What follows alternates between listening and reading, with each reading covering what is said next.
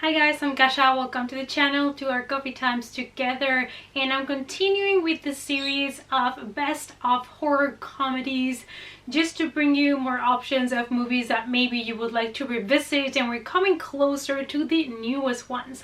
In this video, in order not to make the 2000s too long because I have a wide list, I think I'm just gonna do today from the beginning until 2010, so the early 2000s, and let's start. It's coffee time. Also, if you missed the videos on the 80s and the 90s, I'm gonna leave links to all of those down below so you can go check them out as well, in case that you're interested in discovering maybe some horror comedies that you didn't know about, because you know we're all up for some horror right now, but also for a good laugh. From 2000, we have a movie that started a big franchise, and actually I'm only a fan, or I only enjoyed the first one, let's put it that way, and that is a Scary Movie. I have to give credit to the first movie because it was original, it was funny, and I actually laughed when I went to see it in the cinema. However, the other ones that came after that are just, you know, for me, they just went worse and worse, and I didn't really enjoy them as much. But from this one we got other ones that, you know, also made fun of superheroes or things like that. The main purpose of this movie is just to make fun, to make spoof or like different genre horror movies like slasher and mystery thrillers. The movie does focus more making parodies of TV shows and movies from the 90s, and the main plot is most similar to Scream and I Know What You Did Last Summer. Those were two huge hits back in the 90s that changed a little bit the horror genres. And like I said, I did enjoy this first movie. I thought it was original when it came out. It was something fresh. It actually made me laugh. But after that, it was just more of the same, you know, repeated, super used joke. Next, we have Eight-Legged Freaks. And this is one that a lot of people are gonna hate and gonna say it's a very bad movie. But I've always enjoyed it. I am not particularly scared of spiders. I have sometimes some that go into my apartment and I just gently get them out. So I don't have like a issue with these creatures, but I guess it depends if you have panic when you see one. But this movie, it's really fun, and it has not only David Arquette on the main roles, but we also can see in this movie Scarlett Johansson, and it is a town in Arizona, and there are some spiders that have an accident and they come in contact with some toxic waste, and they end up being this gigantic monster of a spider that are terrorizing the villagers. It's a very simple plot, but you know, David Arquette is perfect for this kind of comedies, and I really enjoyed this one. From 2004, we have Shaun of the Dead, and not only does Simon Pegg star in this movie, doing a wonderful job, but he also co-wrote this, and it was all shot in London.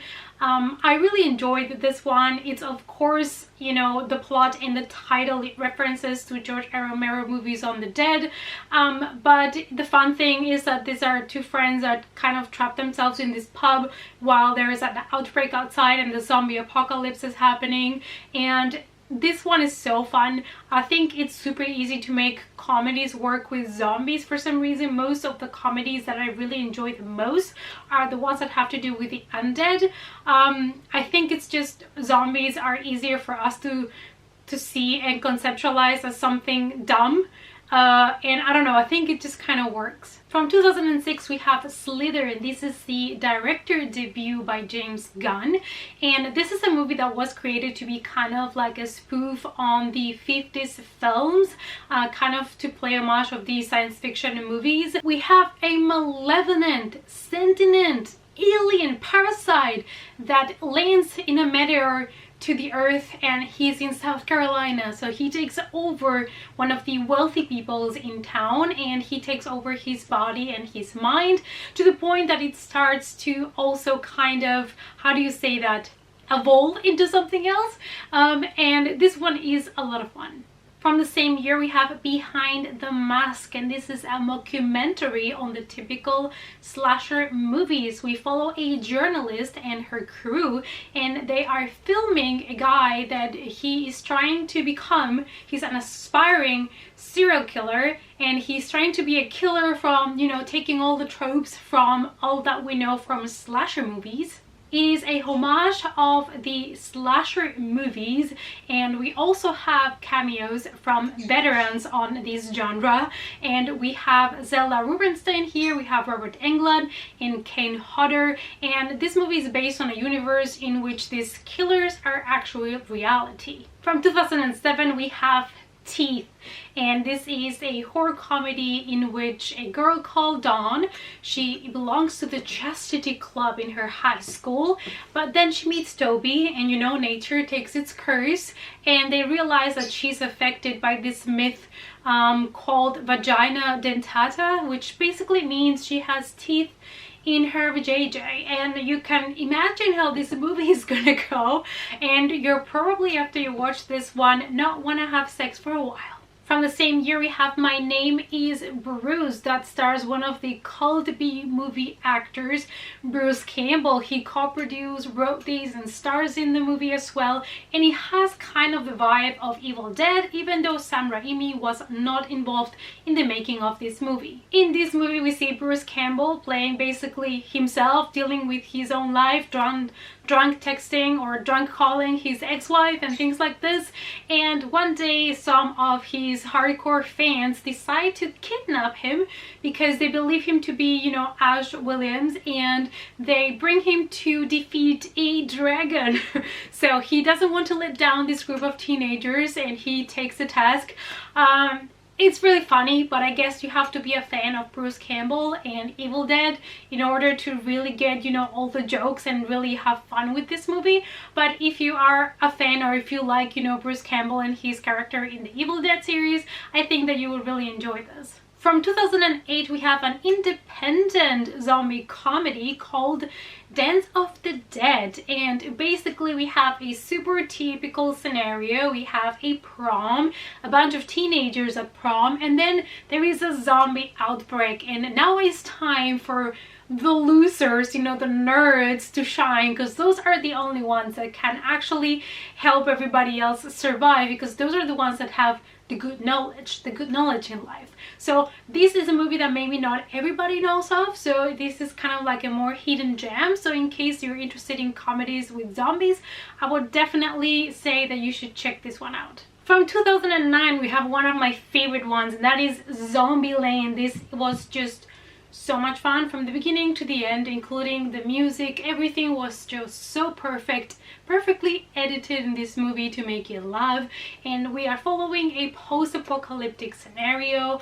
It's been 2 months since a mad cow disease turned into a mad person disease, and that evolved to a mad zombie disease. So now basically the world is populated by a bunch of zombies, and there are only very little survivors. And because the survivors know that they should not get attached to other people because they could be the next ones to die, they decide to give each other just nicknames instead of even giving them their real names. And one of the main characters that we follow, that we get to know at the beginning, is a nerd, a geek, that starts to, you know, find other survivors and kind of fight with them.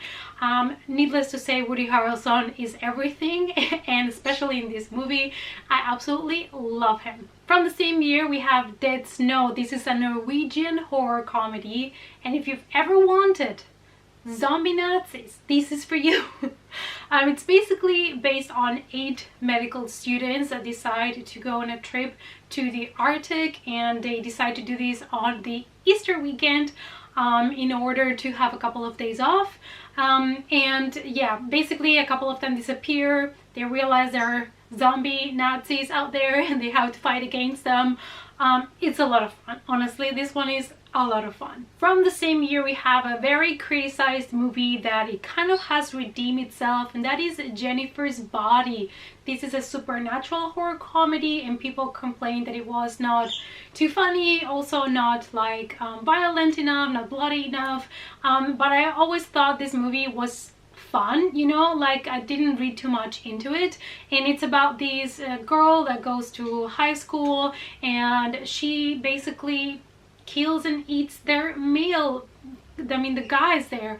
There's not much to it, and I really like the cast. We have Megan Fox, we have Amanda Seyfried, and we had Adam Brody.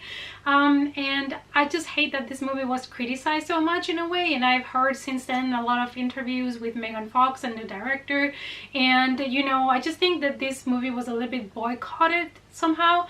But I'm glad that now it kind of has redeemed itself and people are seeing things in a different perspective, and it's getting now a lot more love.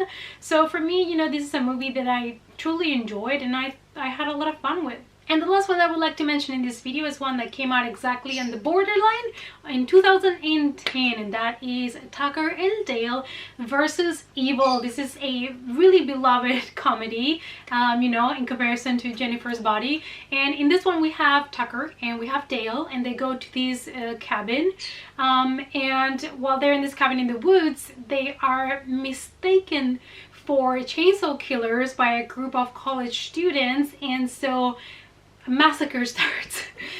This misunderstanding leads to gory situations, and this one is one of the comedies that people that enjoy horror love the most. So if you have not checked it out yet, I'm pretty sure that you are up for a good laugh. And these were some of my favorite horror comedies from the early 2000s.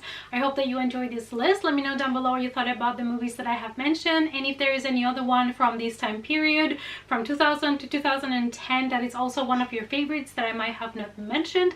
Let me know in the comments down below. Thanks so much for watching, you guys. Please give the video a big thumbs up for support. If you want to follow me on the social media, the links as always all down below, and I hope to see you all in the next coffee time. Bye!